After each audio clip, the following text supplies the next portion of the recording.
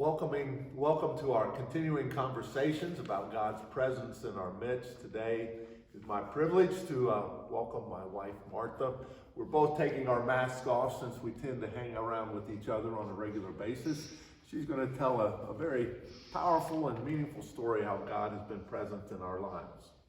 It's about the day I understood more fully that verse from Philippians chapter 4 that talks about the peace that passes all understanding.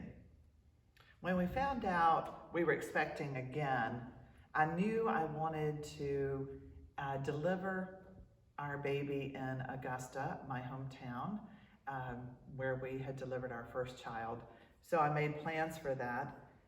However, we found out it was twins, and Augusta is 2 hours away from where we were currently living in a small town in South Carolina. But no problem. I had plans. I would just go a month early with my daughter Emily to stay with my parents for that month before they were due. So we were working toward that objective. However, the night before, about midnight, I woke up and I was in labor.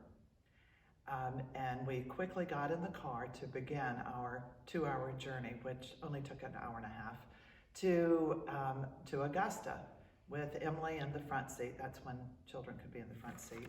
So we headed that way. And but as labor intensified, I knew that we needed to get there quickly. But an overwhelming sense of peace passed over me. And that was when I knew the peace of God was present with us, so that peace that passes all understanding. We made it to the hospital. It was about 3 o'clock in the morning, but soon after discovered one of our twins was in great distress. Surgery needed to occur immediately to save her life. It did. The next morning, the doctor came in to see me. And he said, I take credit for that second baby, for getting her here safely.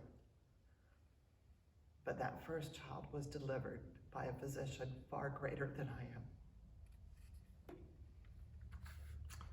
The good news is that just 2 days ago, on April the 6th, we celebrated the 37th birthday of our twins, and we are grateful for God's peace and presence and provision. Thank you for sharing.